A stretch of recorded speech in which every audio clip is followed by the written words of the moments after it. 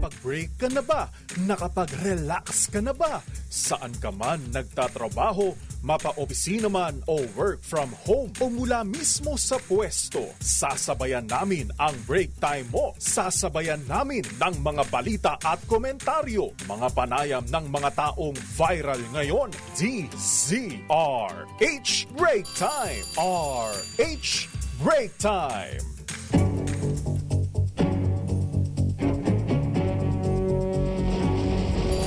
RH Break Time! Magandang hapon ho, Luzon, Visayas, Mindanao sa programang Break Time. Sa ngalan po nila kay Mayor Deo Macalma and Miss Thea Pecho Corpus.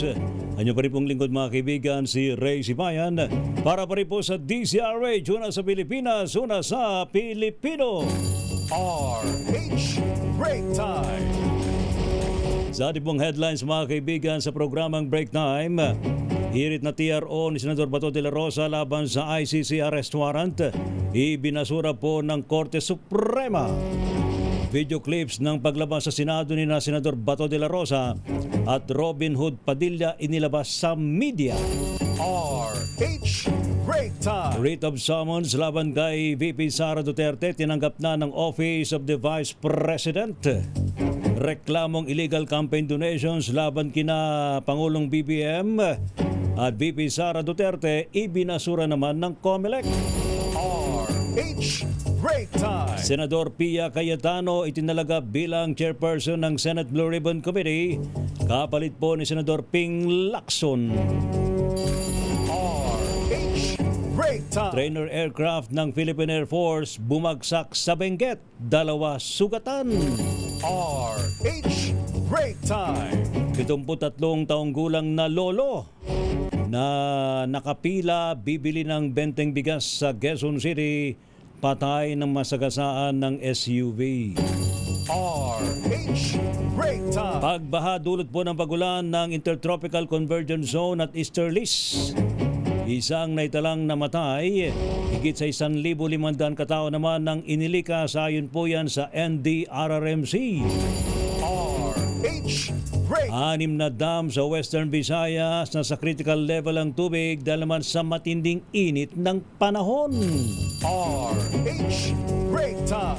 4 na pong lugar sa Pilipinas, dinaya pong masasapol ng danger level ng heat index ngayong pong Miyerkules.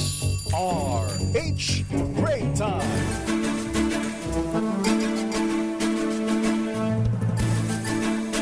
Sa ating pong mga balita, tuluyan pong tinanggihan ng Korte Suprema ang hiling na Temporary Restraining Order o TRO ng kampo ni Senador Ronald Bato de la Rosa. Sa botong 951, ibinasura ng High Court ang TRO request laban sa pagsisilbi ng warrant of arrest ng International Criminal Court laban kay de la Rosa.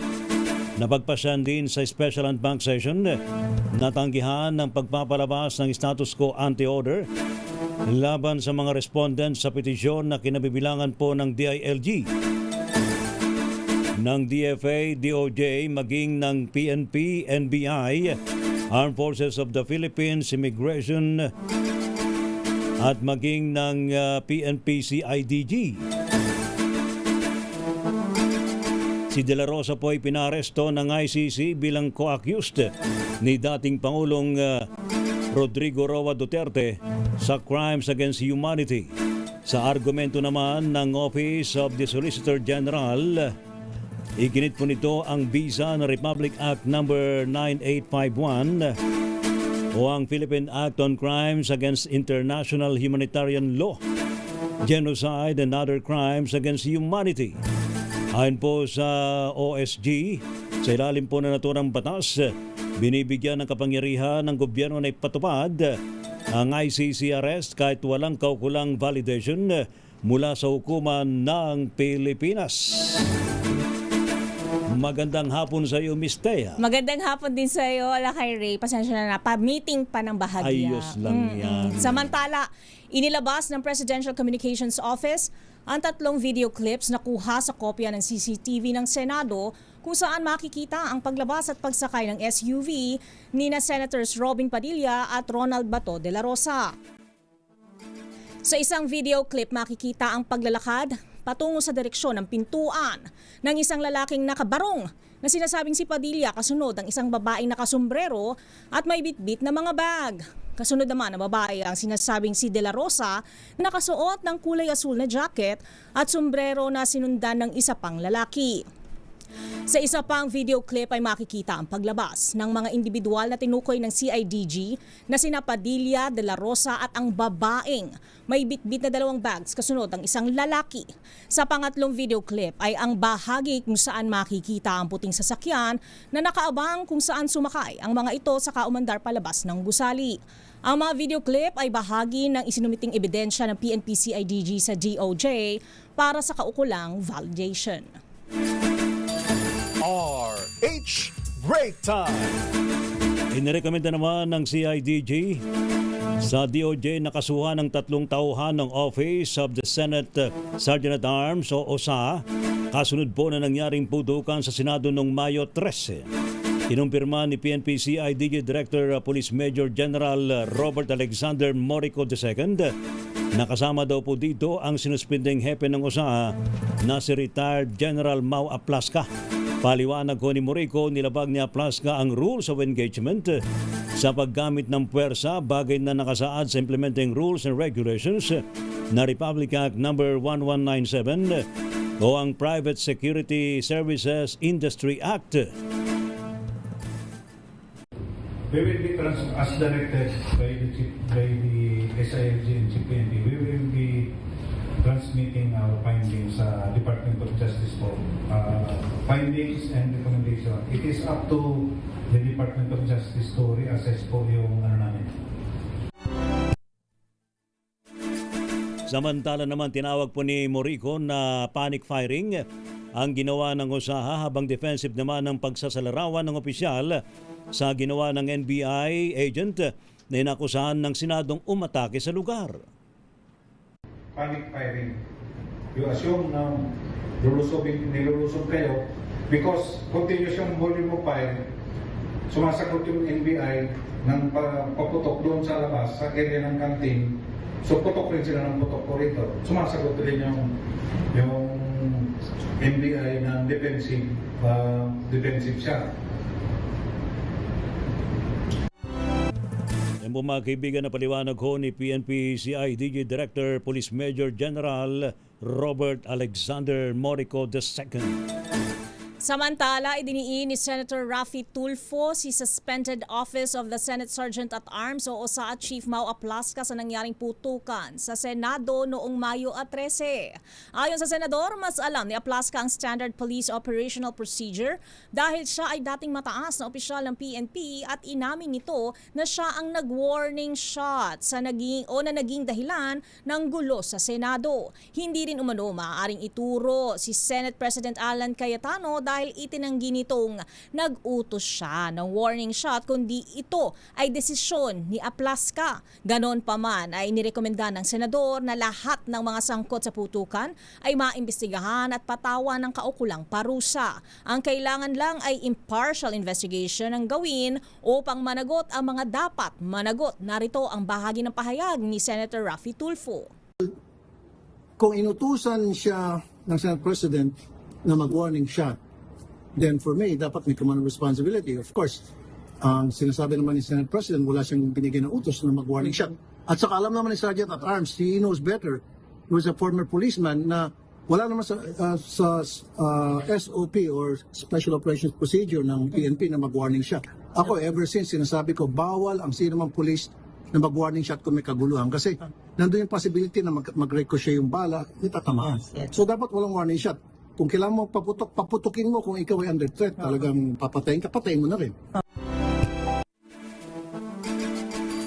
RH Break Time. Samantala sa iba pang balita, natanggap na po ng opisina ni Vice President Sara Duterte ang writ of summons mula sa Senate Impeachment Court. Sa isang statement, ipinalam ng OVP na tinanggap ang dokumento dakong alas 10:40 ng umaga. Una pong inanunsyo ng Impeachment Court na ipapadala ang writ of summons upang obligahin si VP Sara Duterte na humarap sa paglilitis. Ang kanyang panig ay binigyan ng 10 araw na palugit para matugunan ng kautusan, habang 5 araw naman ang itinakda sa prosecution panel upang sagutin ang salaysay ng depensa. Samantala, tuloy ang impeachment trial laban kay Vice President Sara Duterte kahit mag-resign ito. Sa panayam ng programang Damdaming Bayan kay dating Senate President Attorney Coco Pimentel, sinabi nito na hindi maisasalba ng Vice Presidente ang kanyang sarili. Paliwanag ni Pimentel, nag-umpisa na ang accountability process at dahil naipasa na sa korte ang impeachment case ay wala nang mangyayari kahit magbitiw pa si VP Sara sa kanyang pwesto. Narito ang bahagi ng panayam kay Pimentel. Hindi niya masisave ang sarili niya kasi kung ngayon na nag-umpisa na nag-umpisa na kasi sa korte. Opo. Gumugulong na po yung proseso ng accountability. Hindi na pwedeng maikyas o maiwasan na just by the convenient act of resigning. Sana kung nag-resign siya ng mas maaga-aga, wala, tapos na sa house pa lang, stop na sila. RH Break Time. Samantala naman, ibinasura po ng Commission on Elections o COMELEC ang reklamong election offense laban kina Pangulong Ferdinand Marcos Jr. at Vice President Sara Duterte. Ito pong kinumpirma ni COMELEC Chairman George Garcia kaugnay na manoy pagtanggap ng illegal campaign donation ni na Pangulong BBM at VP Sara noong May 2022 elections. Paliwanag po ni Chairman Garcia dahil ito sa prinsipyo ng immunity from suit o immunity ng dalawang pinakamataas na leader ng bansa habang sila ay nasa pwesto. At base sa kanilang interpretasyon, ang Vice Presidente ay immune from suit. Ang ibig sabihin po ng immune from suit, hindi ko pwedeng kasuhan ang Presidente at Vice Presidente dahil kasong kriminal. Bawal po silang kasuhan. Ngunit, dilinaw po ni Garcia na hindi niya nahulugang tuluyan na silang ligtas sa mga posibleng investigasyon at maaari pa ring buhayin o maghain ng mga kaso laban sa kanila pagkatapos mo ng kanilang termino sa June taong 2028. Samantala, itinalaga bilang bagong chairperson ng Senate Blue Ribbon Committee si Senator Pia Cayetano at papalitan niya si Senator Ping Lacson. Ang Blue Ribbon ay isa sa itinuturing na most powerful na komite sa Senado na siyang namamahala sa investigasyon sa mga anomalya, partikular sa issue ng flood control projects. Samantala, itinalaga bilang chairperson ng Committee on Foreign Relations si Senator Amy Marcos, habang vice chair si Erwin Tulfo. Pamumunuan naman ni Senator Robin Padilla ang Committee on Constitutional Amendments and Revision of Codes at si Francis Pangilinan bilang vice chairperson. Si Senator Camille Villar ang namumuno o mamumuno sa Committee on Government Corporations and Public Enterprises, habang Vice Chair naman si Mark Villar. RH Break Time. Standby pa rin po sa iba pang mga malalaking mga balita, mga kaibigan, sa programang Break Time. Ngayong Thank God It's Wednesday. Simbang Baklaran, Miss Thea, ano ha? Yes! Ayan ha, sana naman tayo'y ulanin ng biyaya. sandamakmak na biyaya sa kabila ng kaliwat ka ng mga problema. Sa totoo, di ba? Mayroon ka ng mga internal battles, pero meron rin battle sa paligid. May battle na yun. May battle sa Senado, may battle sa kung saan-saan. Kaya dapat talaga ang bati mo na sa mga tao ngayon, peace be with you. Ayan. Diba? Kailangan talaga ng kapayapaan. Saka dapat kung peace be with you, dapat may kasunod yan. Na? I love you. Ay, wow! Ganun, Akala mo, buntik ka ako mapakanta. Heal the world, make it a better place. MJ, saan ka na? He's in a better place now. Yes. RH Break Time. Hoy, naku, may bumagsak na trainer aircraft ng Philippine Air Force dyan sa may Benguet, Miss Thea, Naku ano ha? po. Abay, yung piloto at kanyang Pasahero? student pilot yata to. Student Kasi pilot. trainer ha? Naku. Abay, sugatan. Kanina, unconscious. Sabi Naku na sa report ni Lakay Romy Gonzales. Standby, Lakay Romy, ha? Samantala, isa namang lolo na nakapilat bibili lamang ng benteng bigas. Diyan sa QCI, sus po, minalas po si Lolo. So sad. Abay, bigla po siyang nasagasaan ng SUV. Naku naman, ayun, patay. Naku po naman, no. Samantala, pagba naman dulot po ng pagulan ng Intertropical Convergence Zone at easterlies dyan po sa Mindanao, abay, isa ho ang naitalang namatay. Higit sa 1,500 naman ang inilikas, ayon po yan sa NDRRMC. 6 na dam sa Western Visayas. Nasa critical daw pong level ang tubig dahil sa matinding init po ng panahon. Oo, no? At Umuulan-ulan pero nagkakatuyuan pa rin, ano? In speaking of panahon, Anya? baka raw 4 na po. 4 na pong lugar sa Pilipinas ang tatamaan ngayon ng danger level, ng heat index. Ano ba naman, tapos magpa-fluctuate yung kuryente ninyo, kasanon. Ay, Diyos mio. Diba? Kaya sabi nga nila, tapos sasabayan pa ng rotational brownout. oo, dahan-dahan daw sa pagpapaypay kapag mainit ang panahon, baka magliyab daw. Magbaga tayo. Oo. Ay, sus po. RH Break Time. Pilipinas ang oras, alas 4:24 ng hapon. 1 ng hapon. RH Break Time. At dahil tayo ay talaga namang naglalagablab ang kapaligiran sa ngayon. Yun. Mainit na mainit. Pag-alawin pa natin ang damdamin ng ating mga tagapakinig, ng ating mga taga-subaybay dahil na oras na para tayo ay mamigay ng 500 piso para sa makakasagot sa ating mahiwagang katanungan. Yun. At tayo dumako na sa ating... Kring-kring. Makinig maigi! Ito na ang chance mo na manalo ng instant 500 pesos. Kapag narinig mo na ang mahiwagang kring-kring, tignan mo na ang iyong cellphone. Baka ikaw na ang susunod naming winner sa kring-kring panalo malakas sa telepono. Paano sumali? Bisitahin ang Facebook page ng DZRH, fill up pa ng Google Sheet na nakapin sa DZRH FB page at hintayin ang aming tawag sa telepono.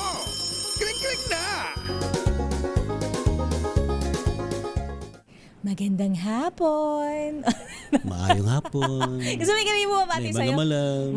Naimbag nga malam, kada kayo amin, kakabsat, pero hindi Dapat Tagalog lang to, di ba, kapag ganito. Magandang hapon po sa iyo, Madam Reza Leydo ng Abra de Ilog ng Occidental Mindoro. Yun. Magandang hapon din po. Good afternoon po. Gusto ko yung pagsagot niya sa atin, punong-puno ng lakas at sigla. Yes. At dahil kayo po ay masigla, pasisiglahin pa natin si Ma'am Reza. Matanong po namin kayo, ano po ang himpilan ng radyo na kauna-unahan sa Pilipinas at number 1 din dyan sa Occidental Mindoro? Ang number 1 po, syempre, DZRH po. Yun. Maraming salamat. Congratulations. Salamat po, ma'am. Kayo po ay makatatanggap ng 500 piso. Yes po, meron po kayong gustong batiin? Thank you po so much po sa buong staff po ng DZRH po, sa pamunuan po.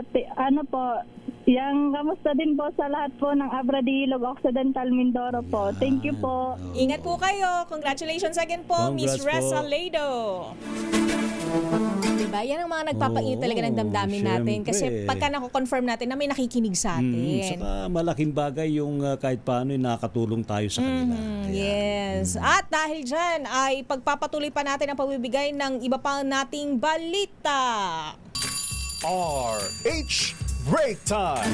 Standby muna sa ating mga report. Standby, Miss Leth Narciso Malacanang, pinaubaya sa DOJ ang interpretasyon sa hindi pag-i-issue ng Korte Suprema ng TRO laban sa ICC arrest warrant kay Senator Bato de la Rosa. At law enforcement agencies dapat na magtulungan para sa agarang pag-aresto kay Senator Bato de la Rosa.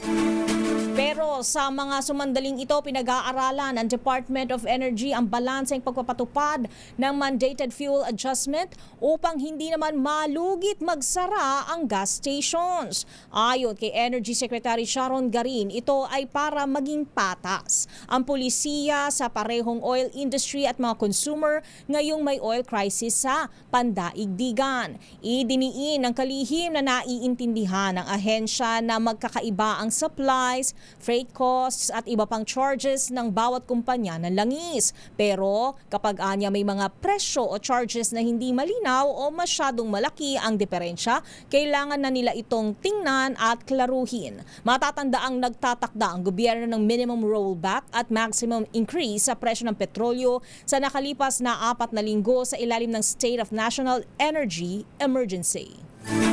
Samantala naman muling sasailalim po sa yellow alert ng Visayas Grid sa ikatlong sunod na araw. Mamaya po yan alas 5 ng hapon hanggang alas 8 ng gabi.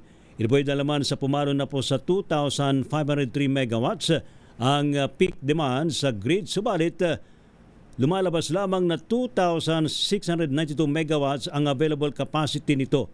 Tinitiyak naman ng DOE na aktibo ang pakipag-ugnayan nila sa Independent Electricity Market Operator of the Philippines, maging sa National Grid Corporation of the Philippines at maging sa Energy Regulatory Commission para mapatatag pa o maging stable ang grid, mapabilis ang restoration at maprotektahan ng consumers lalo na ngayong tag-init. Samantala, sugatan ng 2 tauhan ng Philippine Air Force matapos bumagsak ang sinasakyang eroplano sa Mount Santo Tomas sa sitio Cabuyao, Barangay Poblacion, Tuba, Benguet kaninang umaga. Sa report ni RH-41 Romy Gonzales, nangyari ang pagbagsak ng trainer aircraft na may tail number 10-39 alas 10:20 ng umaga. Kinilala ang isa sa mga sugatan na si First Lieutenant Ruth Pasos habang hindi pa pinangalanan ng isa pang crew member. Natagpuan umano ang 2 crew na walang malay at agad binigyan ng paunang lunas bago isinugod sa pinakamalapit na pagamutan. At para naman sa ating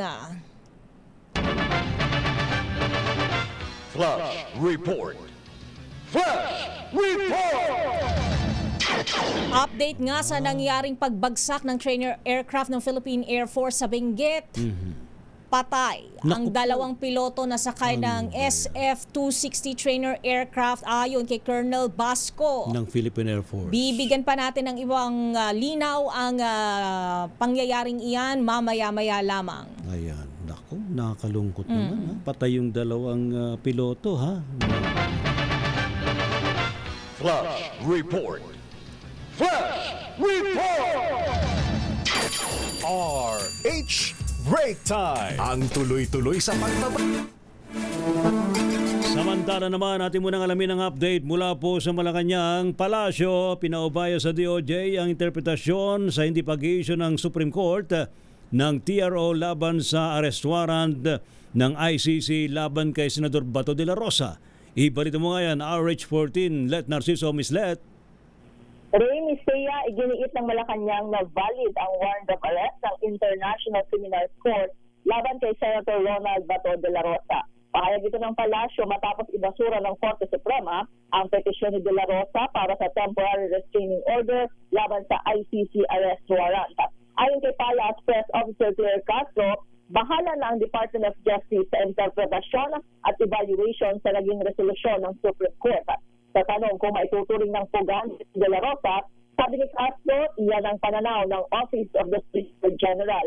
Batay rin anya sa posisyon ng OSG, hindi na kailangang dumaan pa sa local court para maipatupad ang ICC warrant of arrest. Pero ayon kay Castro, ang lahat ng operational matters kaugnay ng posibleng pagpapatupad ng warrant ay ipauubaya na sa DOJ. Narito ang bahagi ng pahayag ni Yusek Castro. Sa ngayon, masasabi po natin na ang warrant of arrest ay valid laban dito kay Senator Bato de la Rosa. At ang lahat ng maaaring interpretasyon at evaluation na sabing resolution ng Supreme Court ay ibabato po natin kay Secretary Frederick Bida. Si Palace Press Officer Claire Castro. Ito si Let Narciso para sa DZRH. Una sa Pilipinas, una sa Pilipino. Maraming salamat, Ms. Let Narciso. Samantala, law enforcement agencies dapat nang magtulungan para para sa agarang pag-aresto kay Senator Bato de la Rosa. I-detalye mo balitang yan, RH12. Milky Riganan. Manang Milky? Kaya kailangan ng koordinasyon ng mga law enforcement agencies para maisilbi na ang warrant of arrest laban kay Senator Ronald Bato de la Rosa. Ang House Committee on Public Affairs, Public Accounts Chairman Terry Ridon ang pagtanggi ng Korte Suprema sa hirit na temporary restraining order ng kampo ni De La Rosa ay dapat magsilbing hudyat para kumilos na ang mga law enforcement agency at ipatupad ang pag-aresto. Sabi na Ridon, ang pagtanggi ng Korte Suprema na mag-issue ng TRO ay consistent sa posisyon ng Office of the Solicitor General. Sa panig ng Makabayan Black, dapat ipatupad ng Malacanang ang warrant ng International Criminal Court laban kay Bato. Ang kina Representatives Antonio Tino, Rene Co at Sara Elago, mahalagang desisyon ng Korte Suprema, bali pinapakita nito na hindi dapat gamitin ang last-minute petitions at technical maneuvers para hadlangan ang hustisya. Dagdag pa ng Makabayan, binabaliwala rin ng ruling ang argumento ng ilang kaalyado ni dating Pangulong Rodrigo Duterte na kailangan pa daw ng lokal na warrant bago maaresto si De La Rosa. Ininimok din nila si De La Rosa na sumuko at harapin na ang mga kasong isalampa laban sa kanya ng International Criminal Court. Ako si Neil Crego na nagulat para sa DZRH, una sa Pilipinas, una sa Pilipino. Thank you, Milky. Samantala naman, NBI handa raw po sa manhunt operation laban po kay Senador Bato de la Rosa. Ibalito mo nga yan, RH15, Giselle Ricafort. Miss Giselle. Handa na yung National Group Investigation na magkasa ng manhunt operation laban kay Senator Bato de la Rosa. Ayon kay NBI spokesperson Palmer Malyari, laging naka-alerto ang Bureau para sa kanilang mandato. Kasaduan niya makipagpulong sa NBI Director Attorney Melvin Matibag sa mga higher-up para sa mga susunod na hakbang. Pero di ni Malyari, kailangan pang hintayin ng NBI yung resolusyon ng Korte Suprema na nagbabasura sa hirit na temporary restraining order ng senador. Bubusisiin daw muna nila yung laman ng desisyon ng kataas-taasang hukuman upang makapagbigay ng tamang komento at makapaglatag ng karampatang aksyon. Bukod sa NBI, sinabi ni Malyari na ipinagpapalagay niyang may kopya na rin ng arrest warrant ng International Criminal Court ang PNP, gayon din ang Department of the Interior and Local Government. Tumanggi ng sumagot yung spokesperson ng NBI kung nasa Pilipinas pa si Senator Bato. Pakinggan natin. Of course, the NBI will have to study muna and see the resolution. Kasi unang-una, maraming diniscuss doon eh. Pero ang diniscuss lang muna doon yung prayer for interim relief. Di ba? All other issues, hindi pa doon na-discuss. Kaya nga naman po dapat talaga mabasa muna ng ating director, ng ating mga tao dito sa NBI so that we will be able to appropriately comment and plot our courses of action. Sir, yung mismong pagbasura ng TRO na yan, hindi automatically na magti-trigger ng manhunt operation sa NBI, tama? I am not at liberty to give any opinion now. Ganun lang po ang masasabi ko. Pero sa manhunt, sir, ready tayo anytime? Of course. Of course. Sinabi naman po ni Director na ang NBI lagi pong ready. Hindi humarap si Director Matibag sa ipinatawag niya na press conference kaninang 3:00 ng hapon. Pero nang hinabol siya at inusisa ng media, ayaw niya magbigay ng espekulasyon at hindi niya pa nakikita o nababasa yung desisyon ng Korte Suprema. Ito si Giselle Ricafort para sa DZRH, una sa Pilipinas, una sa Pilipino. Maraming salamat, Giselle. Samantala, CIDG alam kung saan papunta ang senakyan ni Bato mula Senado. Idatali mo balitang yan. RH52, Edniel Parrosa. Edniel. Mayawak na informasyon ng Philippine National Police sa direksyon ng sasakyan ginamit ni Senador Ronald de la Rosa. Nang lisanin nito ang Senado matapos ang gun incident noong nakarang linggo. Sabi sa Kampo Krame ni Police Major General Robert Alexander Morico II, Director ng Criminal Investigation and Detection Group, alam nila kung saan papunta si De La Rosa. Pero tumanggi na muna magbigay ng detalye ang opisyal at iginit ang posisyon ng PNP na hindi pa sila kailangan magkomento sa ngayon kahit kasi may valid arrest warrant sa ICC. Oro nang ipinaliwanag ng PNP na maghihintay sila ng court order para sa extradition at tamang koordinasyon mula sa Interpol bago mag-direct surrender dahil ng ginawa noon kay former President Rodrigo Duterte. Samantala, dumistansya rin si Morico nang tanungin kung hindi ba lumilitaw sa investigasyon kung sinamantala itong komisyon sa Senado para makatakas sa protective custody ng Senado si Bato. Ayon sa General, labas na ito sa kanyang paycheck. Pakinggan natin si General Morico. Yung pagsagot kasi po dyan is outside my paycheck. Kung tanongin mo ako niyan, nung panahon na DI po ako, but right now, you know, CIDG is investigative agent unit po kami ng PNP, and we base our findings on facts. Ginawa ng CIDG chief ang pahayag kahit inirekomenda nitong kakasuhan. Suspended Senate Sergeant at Arms Mau Plasca dahil sa paglabag sa rules of engagement na nagpaputok noong Mayo 13 o Mayo 13. CIDG ang pangunahing unit na nag-iimbestiga sa naturang insidente sa Senado. Ako si Ediel Parrosa, DZRH, una sa Pilipinas, una sa Pilipino. Thank you, Ediel. Samantala naman, mga video daw po na inilabas ng PNP DILG sa Senate shooting incident by spliced. Ayon po yan kay suspended OSAA Chief Mau Plasca. Report mula kay RH28, Lakay Raymond at Paas. Lakay Raymond.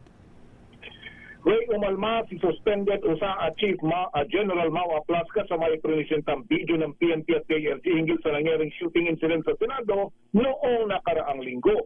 Ayon kay Plasca, spliced ang video na ipinakita sa isang news conference kahapon para lang umayon sa kanilang kwento na hindi umano tama. Sabi ng general, inihahanda na nila ang buong video ng pangyari para ipakita sa publiko. Kahapon ay humarap sila DILG Secretary John P. Cremulya at PNP Chief General Jose Melencio Nartates Jr. at ipinakita ang bahagi ng video ng shooting incident. Wala umanong umatake sa Senado at si General Plasca ang nagpasimula ng unang putok. Sa naunang report ng PNP's Scene of the Crime Operatives o SOCO ay 27 pasyo ang nakuha sa loob ng Senate building at 6 naman sa bahagi ng GSIS. Narito si General Mau Plasca. We are preparing the complete video. Kasi what they did was they spliced the videos and they just selected the videos that will support their narrative. And I think it's not correct. What type of narrative?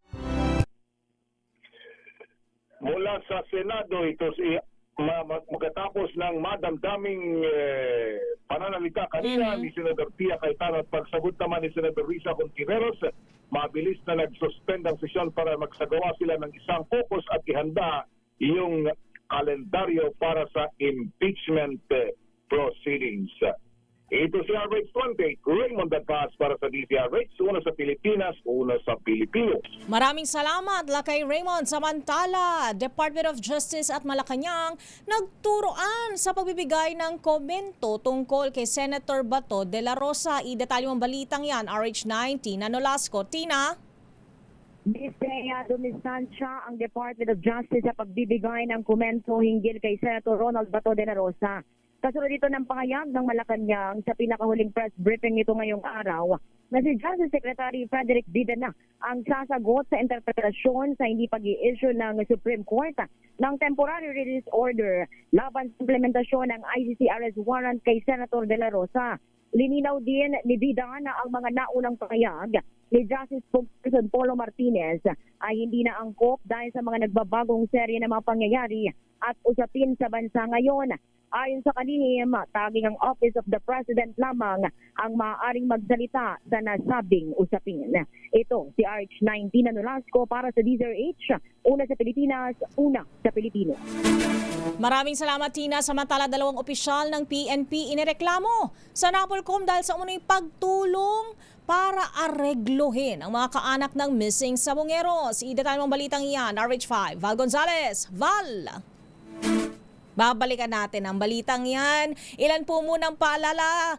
Pilipinas, ang oras alas 4:49 ng hapon.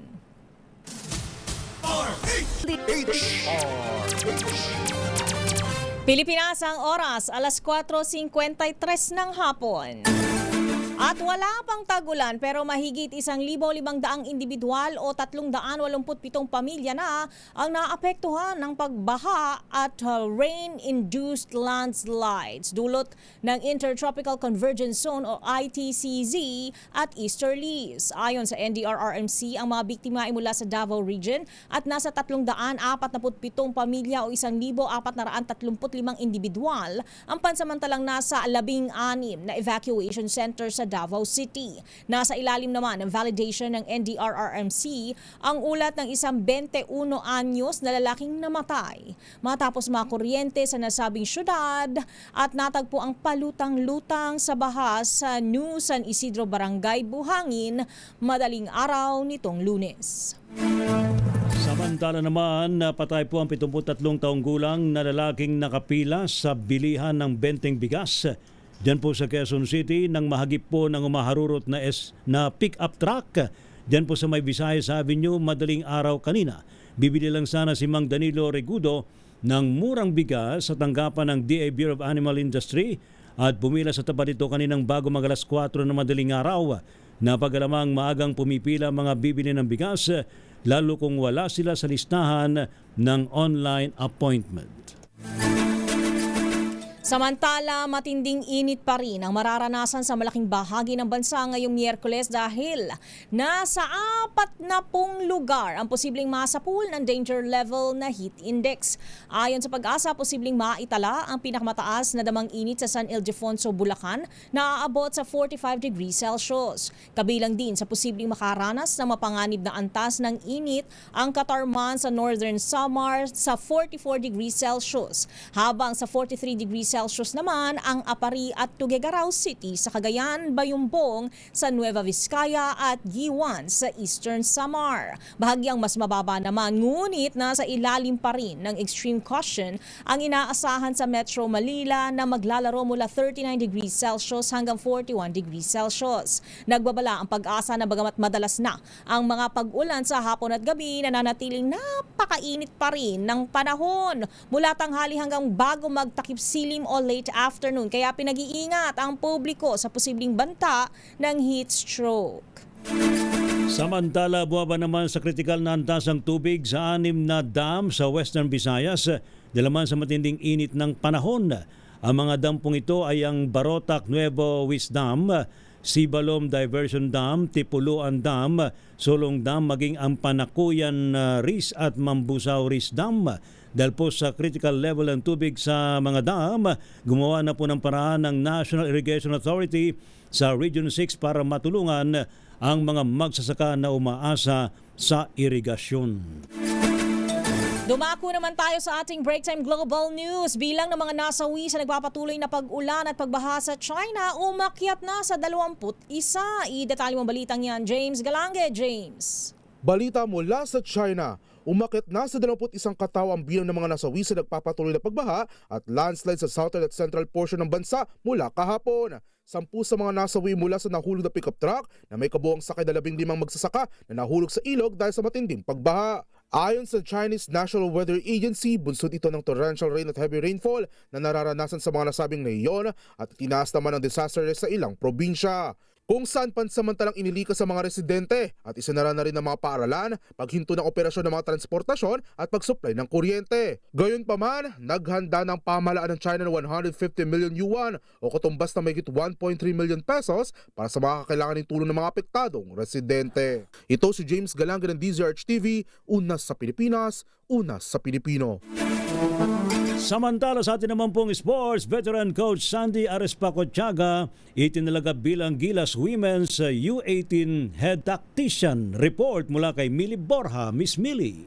Tuloy-tuloy ang pagbabago sa Gilas Pilipinas program matapos italaga ng Samahang Basketball ng Pilipinas o SBP si veteran tactician Sandy Arespacochaga bilang bagong head coach ng Gilas Pilipinas Women's Under-18 team. Papalitan na Arespacochaga si Julie Amos habang naghahanda ang youth team para sa 2026 FIBA Women's Under-18 Asia Cup Siaba qualifiers. Bahagi ito ng mas malawak na restructuring ng SBP sa kanilang youth program kung saan nauna nang itinalaga si Juno Soler bilang bagong Gilas Youth Men Head Coach habang nagkaroon din ng pagbabago sa Gilas Women matapos magbitiw ni Patrick Aquino. Kasalukuyang assistant coach si Arespacochaga ng TNT Tropang 5G sa PBA at bahagi rin ng coaching staff ng Ateneo Blue Eagles sa UAAP. May karanasan na rin ito sa international competition matapos hawakan ng Gilas Youth noong 2019 FIBA Under-19 World Cup bukod sa iba pa niyang coaching stint sa collegiate at professional level. Para sa kanyang unang assignment, makakasama ni Arespacochaga ang Gilas Women Under-18 sa 2026 Siaba qualifiers na gaganapin sa Bacolod mula June 2 hanggang 6. Bagamat kwalipikado ng Pilipinas sa 2026 FIBA Women's Under-Asia Cup matapos ang Division B Championship noong 2024, magsisilbi pa rin itong mahalagang preparasyon para sa mas mataas na antas ng kompetisyon. Ito si Millie Borja ng DZRH TV, una sa Pilipinas, una sa Pilipino. At para naman sa ating break time showbiz, Rabia Mateo tutuparin na ang pangarap maging isang doktor. Beatrice Luigi Gomez nakiisa sa isang surgical mission sa Dinagat Islands. Idetalye mo balitang yan, Angelica Cosme. Tutuparin na ni Miss Universe Philippines 2020 Rabia Mateo ang kanyang pangarap na maging isang doktor. Ito ang kinumpirma ng former beauty queen nang i-share online ang kanilang Disneyland trip ni Jake Cuenca, kung saan sinabi nitong few more gala before med school. Si Rabia papasok anya sa University of Santo Tomas. Proud boyfriend naman ang aktor sa pagbabalik eskwela ni Rabia, habang thankful naman ito sa pagiging supportive ni Jake. Nang mausisa naman ang dating Miss Universe pagdating sa magiging specialization, pediatrics daw ang kanyang nais. Bago nasungkit ang corona bilang Miss Universe Philippines taong 2020, si Rabia Mateo ay licensed physical therapist. Samantala, heto pa ang isang dating Miss Universe Philippines. Nagsilbi namang volunteer sa isang 3-day surgical mission sa Dinagat Islands, si Beatrice Luigi Gomez. Ito na raw ang ikatlong pagkakataon na nakiisa siya sa naturang surgical mission. Bagamat mahaba raw ang naging biyahe para makarating sa isla, worth it anya ito gayong maraming pasyente ang kanilang nakatira ng tulong mula surgery, dental at vision care. Maliban sa pagiging beauty pageant holder at aktibong community development worker, si Bea ay isa ring Philippine Navy reservist. Ito po ang showbiz angel ng DZRH TV, una sa Pilipinas, una sa Pilipino. At yan na po ang kabuuan ng Yon. ating palatuntunang break time. Nakasama niyo po ngayong hapon ako po si Thea Petro Carpuz. At Ray Siban para pa rin po sa DZRH una sa Pilipinas. Una sa Pilipinas, susunod na balansyadong pagbabalita hatid sa atin ni Ka Henry Uri at Miss Kay Karen Oyong. Pilipinas, ang oras alas 5:01.